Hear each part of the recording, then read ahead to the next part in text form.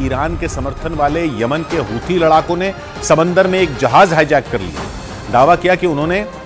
Israel का जहाज hijack किया और इसलिए इसे समंदर में इजरायल और अमेरिका को ईरान की सीधी चुनौती माना गया, क्योंकि हूथी लड़ाकों ने डंके की चोट पर दावा किया कि इजरायल का एक जहाज उनके कब्जे में। और वो आगे भी लाल सागर में इजरायल के जहाजों को निशाना बनाएंगे, क्योंकि ईरान के समर्थन वाले हूथी विद्रोहियों ने दावा किया कि गैलेक्सी लीडर नाम का इजरायल का जहाज उन्होंने हाईजैक कर लिया। हूथी लड़ाकों ने जिस जहाज को पकड़ा वो तुर्की से भारत की ओर आ रहा था, लेकिन लाल सागर में यमन के नजदीक पहुंचते ही हूथी लड़ाकों ने जहाज को हाईजैक कर लिया और उसे यमन के बंदरगाह पर ले गए, जिसके बाद हूथी लड़ाकों ने प्रेस कॉन्फ्रेंस करके यह दावा किया कि इजरायल का एक जहाज उनके कब्जे में है, जिसका नाम गैलेक्सी लीडर है। और हूथी लड़ाकों का कहना है कि वो लाल सागर में इजरायल के दूसरे जहाजों को भी निशाना बनाएंगे, जिसका मतलब यह हुआ कि हूथी लड़ाकों ने लाल सागर में इजरायल की परेशानी बढ़ाने की तैयारी कर ली। उन्होंने पहले लाल सागर के ऊपर से इजरायल पर मिसाइलें दागी और अब वो इजरायल के जहाजों का लाल सागर से आना जाना मुश्किल करना चाहते हैं।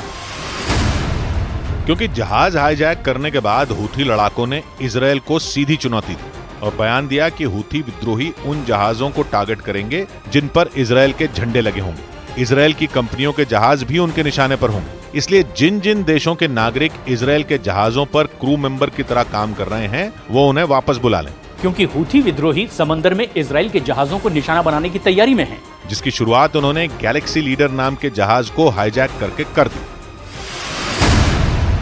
और पूरी तैयारी से जहाज का अपहरण करने का दावा किया। खबर है कि गैलेक्सी लीडर नाम के इस जहाज को आखिरी बार 2 दिन पहले लाल सागर में देखा गया था, जिसके बाद जहाज के बारे में कुछ पता नहीं चला और फिर खबर आई कि जहाज को हाईजैक कर लिया गया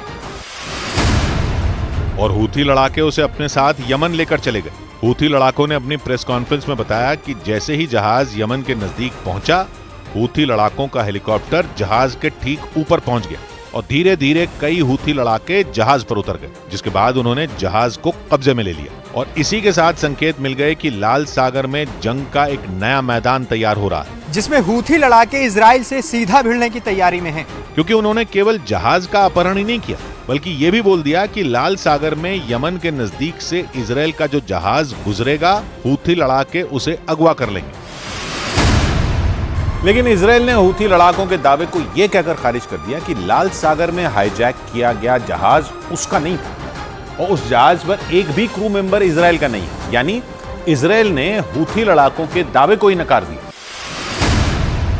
और दो टूक बोल दिया कि हूथी लड़ाकों के कब्जे में जो जहाज है वो इजरायल का है ही नहीं। हालांकि उसने ये माना कि हूथी लड़ाकों ने एक इंटरनेशनल मालवाहक जहाज पकड़ा है जो तुर्की से भारत रवाना हुआ था और उस जहाज पर यूक्रेन, बल्गेरिया, फिलीपींस और मेक्सिको समेत कई देशों के 25 क्रू मेंबर मौजूद हैं, जिनमें एक भी इजरायल का नागरिक नहीं है। यही नहीं, इजरायल ने कहा कि इस मालवाहक जहाज की मालिक ब्रिटेन की एक कंपनी है और जापान की एक कंपनी इस जहाज को चला रही थी। आसान शब्दों में कहें तो ब्रिटेन के जहाज को जापान इस्तेमाल कर रहा था। ये दावा इजरायल ने किया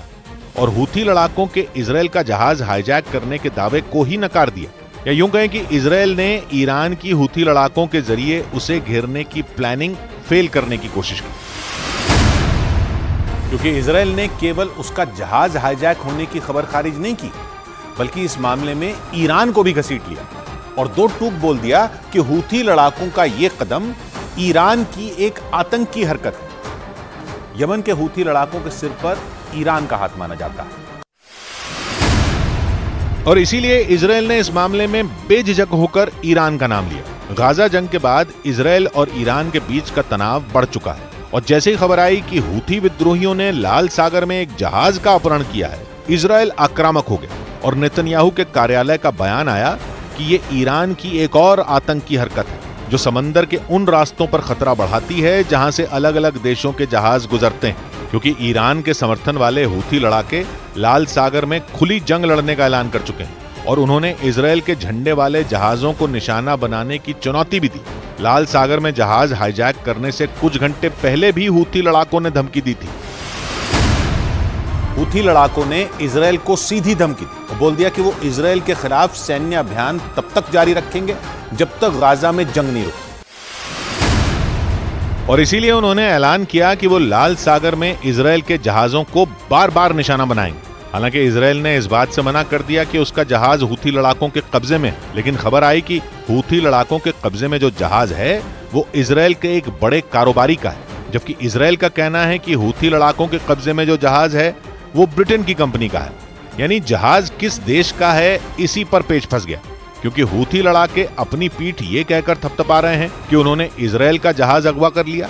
जबकि इजरायल ने गैलेक्सी लीडर को अपना जहाज मानने से ही मना कर दिया। और दुनिया इस बात पर फंस गई कि हूथी लड़ाकों के कब्जे में जो जहाज है वो असल में किसका है, क्योंकि हूथी लड़ाकों का दावा अलग है और इजरायल का अलग। सारी उठापटक के बीच ये तो पक्का है कि हमास और हिजबुल्लाह के बाद हूथी लड़ाके भी इजरायल का तनाव बढ़ाना चाहते हैं, क्योंकि गाजा में जंग के बाद इजरायल उनके निशाने पर आ गया और वो सीजफायर की मांग करते हुए इजरायल को धमका भी चुके हैं। और पिछले कुछ हफ्तों से दक्षिणी इजरायल के एलर्ट शहर पर मिसाइलों से अटैक कर रहे हैं।